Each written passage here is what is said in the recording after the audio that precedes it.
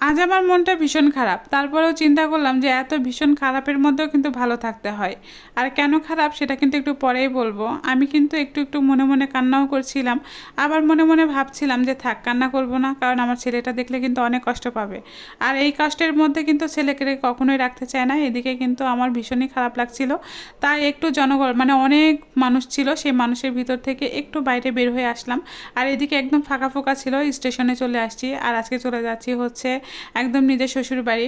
কারণ কি, মেয়েদের আসলে বাড়ি হয় না। হয়তোবা মন চায় যখন আসি মায়ের বাসায়, তারপরে যখন মন চায় চলে যায় শ্বশুর বাসায়, তারপরে হয়তোবা থাকবো সন্তানের বাসায়, তারপরে হয়তোবা থাকবো নাতি নাতির বাসায়।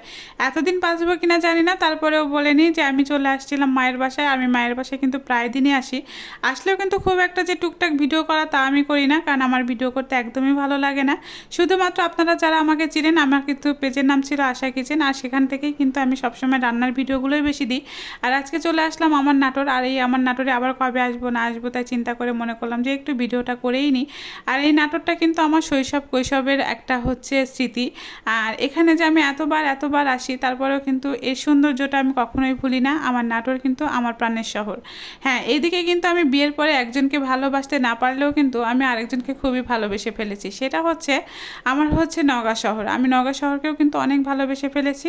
যেমন হাজব্যান্ডের কথা কি আর বলবো, পরেই বলি একটু। আর এই যে দেখেন এখানে কাজী অফিস, এটার নাম শুনলে কেন জানি আমার খুবই ভয় করে। যারা একবার এখানে গিয়েছেন তারা কিন্তু দ্বিতীয়বার আর যেতে চাবেন না, কিন্তু যারা যাবেন তারা কিন্তু একদমই ভুল করবেন। তো যাই হোক, আমি কিন্তু আমার হাজব্যান্ডকেও ভালোবাসি এবং আমার হচ্ছে আমার শহরটাকেও ভালোবাসি, এবং আমার স্বামীর সাথে সাথে কিন্তু আমি আমার নওগাঁ শহরটাকেও ভালোবেসে ফেলেছি। তো যাই হোক, ওই শহরটায় গেলে কেন জানি আমার মনটা অন্যরকম ভালো হয়ে যায়। তো এখান থেকে যখন চলে যাচ্ছিলাম হয়তো বা আমার খুবই খারাপ লাগছিল। আর এদিকে চেষ্টা করছিলাম যে রেল লাইনের উপরে একটু সবাই হাঁটে, একটু সেইভাবে একটু হাঁটার চেষ্টা করি। তাই না, আমার মতে কোনো মতেই হচ্ছে না, আমিও পারছি না। তো এইদিকে হচ্ছে কি আর বলবো। আর ওই যে বাচ্চা কাচ্চারা আমার হাঁটাহাঁটি দেখে একটু হাসাহাসিও করছিল। তারপর আর কিছুই বললাম না, কিন্তু আকাশের দিকে যখন তাকাচ্ছিলাম তখন কেন জানি মনটা খুবই ভালো হয়ে যাচ্ছিল। কারণ আকাশ থেকে মনে হচ্ছিল যে কখন জানি বৃষ্টি অঝোর ধারায় নামবে। তো বলাও সারা, কথাও সারা। দেখেন দু এক ফোঁটা করে কিন্তু বৃষ্টি একদম নামতে শুরু করেছে। আর এই যে দেখেন আকাশের আবহাওয়া, ইস কি যে মধুর সুন্দর, তাই না? তারপর আর কি, তারপরে তো উপরে উঠতে উঠতে দেখি দুই এক ফোঁটা করে বৃষ্টি পড়তেই শুরু করলো। আমি আর কি দৌড়াদৌড়ি করে কিন্তু চলে যাওয়ার চেষ্টা করছিলাম, কিন্তু পারছিলাম না। একটু মনে হচ্ছে যখন গায়ের উপরে বৃষ্টি পড়ছিল, হাঁটতে কিন্তু বেশ ভালো লাগছিল। আপনার ভাইয়া কিন্তু আমাকে বারবার বলছিল চলে আসো চলে আসো।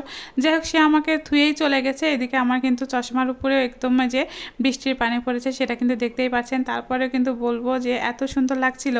আর এত যে ভিড় ছিল সেখানে যেতে আমার একদমই ভালো লাগছিল না, মানে এত ভিড়ের মধ্যে।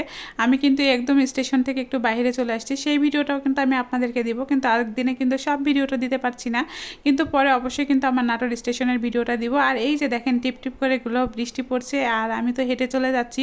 আর এদিকে পরে কিন্তু আমি দৌড় দিয়েছিলাম, জানেন না, যে এত সুন্দর বৃষ্টি কি আর বলবো। আর এই যে চলে আসলাম।